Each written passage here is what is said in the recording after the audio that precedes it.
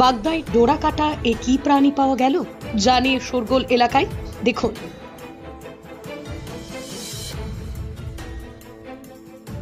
আমিও শিয়ালের বাচ্চা বলে আজ থেকে সেই ভেবে গিয়েছি ওখানে। হ্যাঁ দেখে বাঘ বেরোচ্ছে তখন আস্তে আস্তে।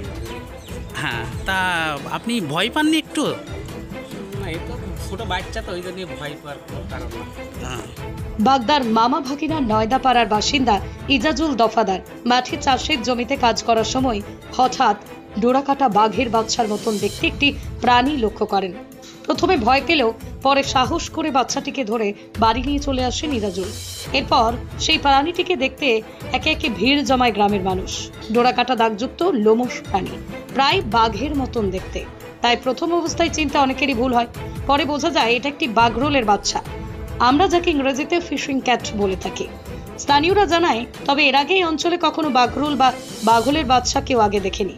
এই প্রথম বাঘরোলের বাচ্চা পাওয়া গেল এই এলাকায়। ডোরাকাটা এই প্রাণীটাকে দেখে আতঙ্কিত বা ভয় পাওয়ার কোনো দরকার নেই, কারণ এরা মানুষের কোনো ক্ষতি করে না।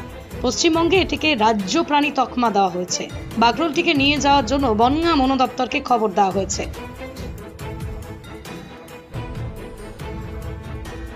ভয় পাওয়ার কি আছে, বাচ্চা তো। বাচ্চা এখনো না? হ্যাঁ। এখন কি করবেন বাঘরোলটাকে? তো আমরা একটা স্বেচ্ছাসেবী সংস্থা এখানে আসে মূলত, হ্যাঁ। বছরে 2-3 বার এরকম পাওয়া যায়, হ্যাঁ। বাচ্চা পাওয়া যায়। হ্যাঁ। তাদেরকে ফোন করা হয়েছে, হ্যাঁ। তো তারা 1 ঘন্টার ভিতরে চলে আসবে, তারা এই রেস্কিউ করবে, করে বন দপ্তরের হাতে তারাই তুলে দেবে, আর তাদের হাতেই তুলে তাদের দেবেন? হাতেই তুলে দেবো।